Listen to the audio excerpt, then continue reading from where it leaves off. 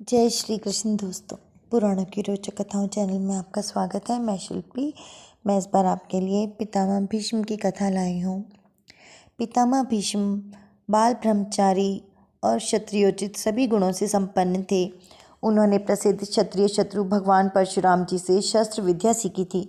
जिस समय परशुराम जी ने काशीराज की कन्या अम्बा से विवाह लेने के लिए भीष्म पर बहुत दबाव डाला, उस समय उन्होंने बड़ी विनम्रता से अपने सत्य की रक्षा के लिए ऐसा करने से बिल्कुल इनकार कर दिया।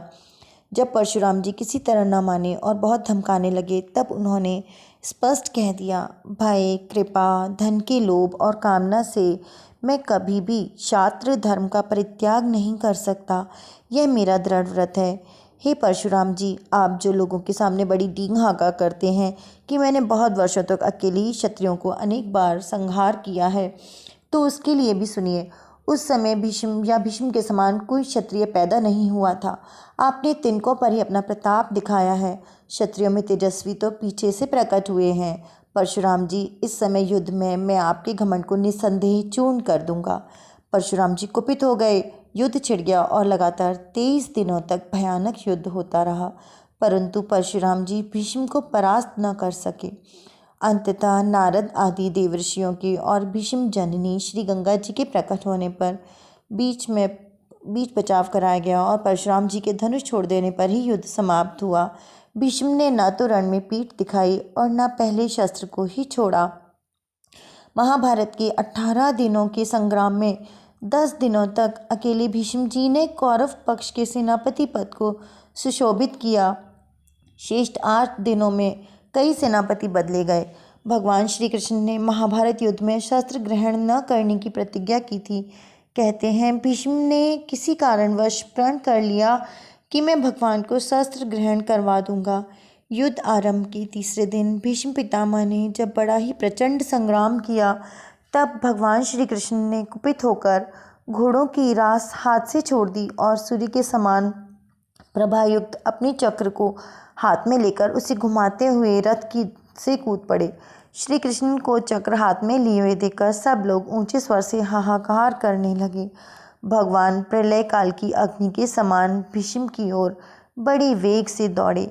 श्री कृष्ण को चक्र लिए अपनी ओर आते देखकर महात्मा भीष्म तनिक भी नहीं डरे और अविचलित भाव से अपने धनुष को टंकारते हुए कहने लगे, हे देव, हे जगन्निवास, हे माधव, हे चक्रपाणि, पधारिए, मैं आपको प्रणाम करता हूँ।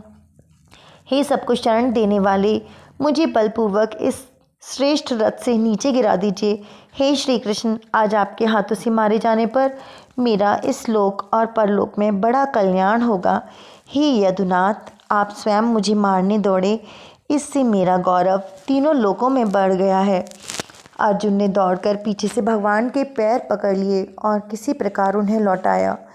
9वें दिन की बात है। भगवान ने देखा भीष्म ने पांडव सेना में प्रलय सा मचा रखा है। भगवान श्री कृष्ण घोड़ों की रास छोड़कर कौड़ा हाथ में लिए फिर भीष्म की ओर दौड़े। उनके तेज से पग पग पर मानो पृथ्वी फटने लगी। कौरव पक्ष के वीर घबरा उठे और भीष्म मरे कहकर चिल्लाने लगे। हाथी पर झपटते हुए सिंह की भांति भगवान को अपनी ओर आते देखकर भीष्म तनिक भी विचलित न हुए और उन्होंने धनुष खींचकर कहा, हे पुंडरीकाक्ष, हे देव, आपको नमस्कार है। हे यादव श्रेष्ठ, आइए इस महायुद्ध में मेरा वध करके मुझे वीरगति दीजिए। हे अनग, हे देव, श्री कृष्ण, आज आपके हाथ से मरने पर मेरा लोक में सर्वथा कल्याण हो जाएगा। हे गोविंद, युद्ध में आपके इस व्यवहार द्वारा आज मैं त्रिभुवन में सम्मानित हो गया। हे निष्पाप, मैं आपका दास हूँ, आप मुझ पर जी भरकर प्रहार कीजिए। अर्जुन ने दौड़कर भगवान के हाथ पकड़ लिए, पर भगवान रुके नहीं और उन्हें घसीटते हुए आगे बढ़े।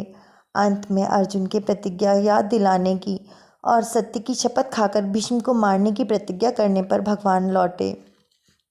10 दिन महायुद्ध करने पर जब भीष्म मृत्यु की बात सोच रहे थे, तब आकाश में स्थित ऋषियों और वसुओं ने भीष्म से कहा, हे तात, तुम जो सोच रहे हो वही हमें पसंद है। इसके बाद शिखंडी के सामने बाण न चलाने के कारण बाल ब्रह्मचारी भीष्म अर्जुन के बाणों से बिंधकर शरशैया पर गिर पड़े। गिरते समय भीष्म ने सूर्य को दक्षिणायन में देखा, इसलिए उन्होंने प्राण त्याग नहीं किया। 58 दिन शरशय्या पर रहने के बाद सूर्य के उत्तरायण होने पर भीष्म ने प्राण त्याग का निश्चय किया और भगवान श्री कृष्ण से कहा, हे भगवान, हे देव देवेश, हे सुरासुरों के द्वारा वंदित, हे त्रिविक्रम, हे शंख चक्र गदाधारी, मैं आपको प्रणाम करता हूँ। हे वासुदेव, हिरण्यात्मा, परम पुरुष, सविता, विराट, जीव रूप, अणु रूप परमात्मा और सनातन धर्म आप ही हैं।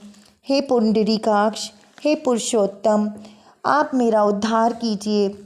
हे श्री कृष्ण, हे वैकुंठ, हे पुरुषोत्तम, अब मुझे जाने के लिए आज्ञा दीजिए।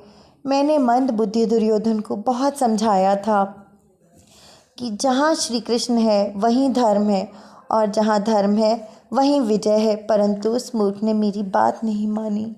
मैं आपको पहचानता हूँ, आप ही पुराण पुरुष हैं, आप ही नारायण हैं और नारायण के रूप में ही अवतीर्ण हुए हैं आपके रूप में। हे श्री कृष्ण, आप मुझे आज्ञा दीजिए कि मैं शरीर का त्याग करूं।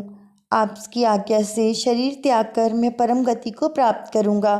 भगवान ने आज्ञा दी। तब भीष्म ने योग के द्वारा वायु को रोककर क्रमशः प्राणों को ऊपर चढ़ाना आरंभ किया। प्राण वायु जिस अंग को छोड़कर ऊपर चढ़ता है, उस अंग के बाण उसी क्षण निकल जाते और घाव भर जाते थे। क्षण भर में भीष्म जी के शरीर के सब बाण निकल गए, शरीर पर एक भी घाव नहीं रहा और प्राण ब्रह्मरंध्र को भेद कर ऊपर चले गए। लोगों ने देखा, ब्रह्मरंध्र से निकला हुआ तेज देखते देखते आकाश में विलीन हो गया। जय श्री कृष्ण। दोस्तों अगर आपको मेरी कहानी पसंद आई हो तो आप मेरे वीडियो को लाइक करें, शेयर करें और चैनल को सब्सक्राइब